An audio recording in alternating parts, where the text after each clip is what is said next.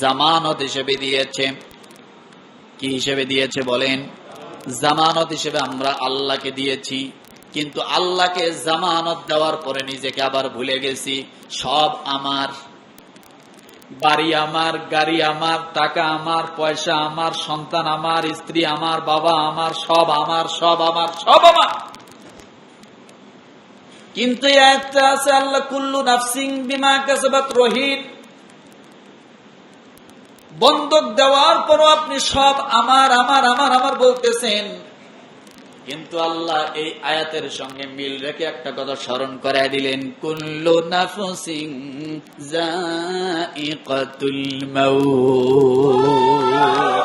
বান্দারে, সব তোর, সব তোমার, তুমি বলছো, কিন্তু মৃত্যু, তোমার নফসের মৃত্যু যেদিন হয়ে যাবে সেদিন আর তোমার কিছুই থাকবে না। এই নফসের মৃত্যু যেদিন হয়ে যাবে সেদিন তোমার আর কিছুই থাকবে না, কিছুই থাকবে না। এই নফস যতদিন আপনার ভিতরে আছে ততদিন পর্যন্ত আপনি জীবিত আছেন। নফসের মৃত্যু যেদিন হবে সেদিন আপনি আর আপনার থাকবেন না। যত বড় ক্ষমতাবান হন, যত সম্পদশালী হন, যত দামি লোক হন, এ দুনিয়া থাকার জায়গা না।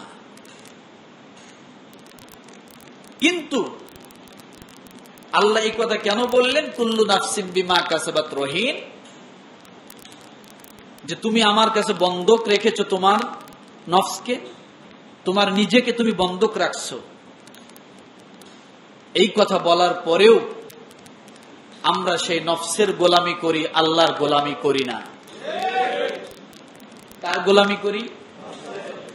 নফসের গোলামি করি, আল্লাহর গোলামি করি না। মোটা দাগে নফস হলো 3 প্রকার। মোটা দাগে কথা বলে না, নফস হলো 3 প্রকার, আর ব্যাখ্যায় যে নফস হলো প্রায় 7 প্রকার। কয় প্রকার? গত জুমা 3টা জিনিসের আলোচনা করছি, রূহ, কল, আরেকটা কি? নফস।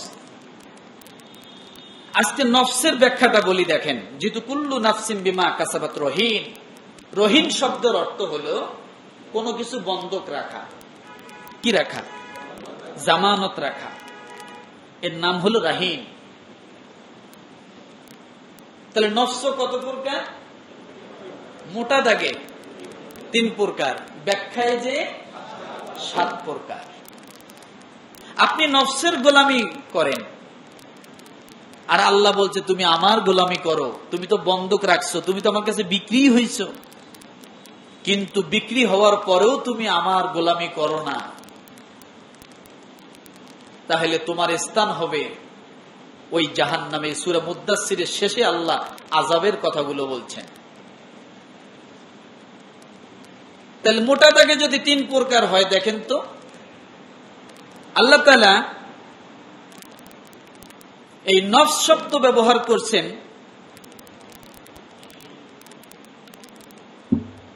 13 নম্বর পারার 1ম নম্বর লাইনে, সূরা ইউসুফের 53 নম্বর আয়াত। কত? সূরা ইউসুফের 53 নম্বর আয়াতে আল্লাহ একটা নফসের কথা বলছেন, ওয়ামা উবাররিউ নাফসি ইন্নান নাফসা লাআম্মারাতুম বিসসুই ইল্লা মা